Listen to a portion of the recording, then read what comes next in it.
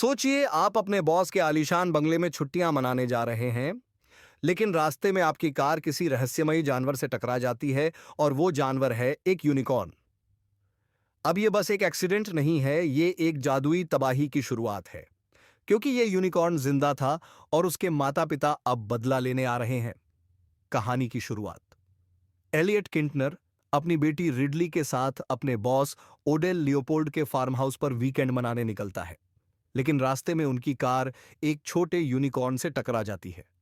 Ridley जैसे ही unicorn के सींग को छूती है, उसे अजीब ब्रह्मांडीय विजन दिखने लगते हैं। डर कर एलियट टायर आयरन से उस मासूम जानवर को मार देता है और उसका खून दोनों पर छिटक जाता है। पर यही खून अब उनकी जिंदगी बदलने वाला है। जब वो लियोपोल्ड फैमिली के फार्म हाउस पहुंचते हैं, तब तक यूनिकॉर्न की बॉडी कार में छुपी होती है। जल्द ही रिडली को एहसास होता है कि उसके चेहरे की सारी मुहासे एक्नी गायब हो गए हैं और एलियट की नजरों की चश्मा हट गया, एलर्जी भी गायब। जब लियोपोल्ड्स को पता चलता है कि यूनिकॉर्न अभी भी जिंदा है, तो उनके असिस्टेंट शॉ उसे गोली मार देता है। ओडेल यूनिकॉर्न की जादुई हीलिंग शक्ति को समझ जाता है।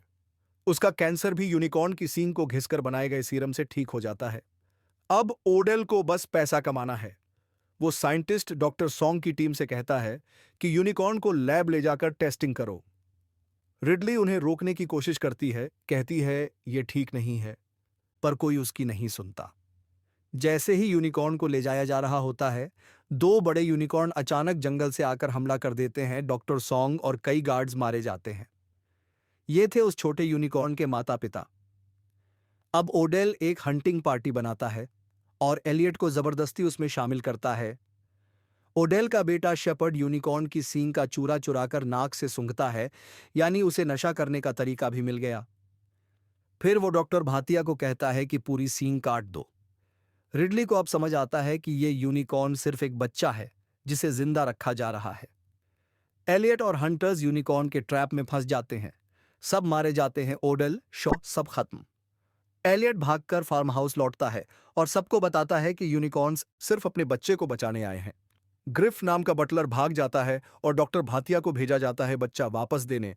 लेकिन जब पेरेंट यूनिकॉर्न्स देखते हैं कि उसकी सींग काट दी गई है, वो डॉक्टर भातिया को भी मार देते हैं।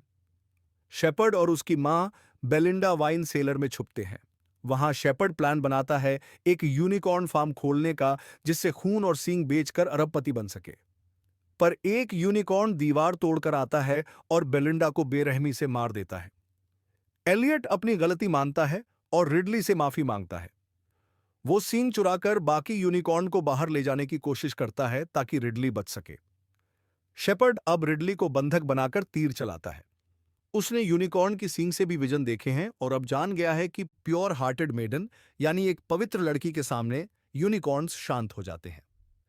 जैसे ही वो यूनिकॉर्न्स को बांधने की कोशिश करता है, एलियट शेपर्ड को सींग से मार देता है, लेकिन बदले में तीर लगने से खुद घायल हो जाता है। शेपर्ड को यूनिकॉर्न लात मारकर मार डालते हैं। रिडली अपने पिता एलियट को मरते हुए देखती है, लेकिन उसका दर्द देखकर यूनिकॉर्न्स उसे फिर से जिंदा कर देते हैं और अपने बच्चे को भी। अब तीनों यूनिकॉर्न शांति से जंगल में चले जाते हैं।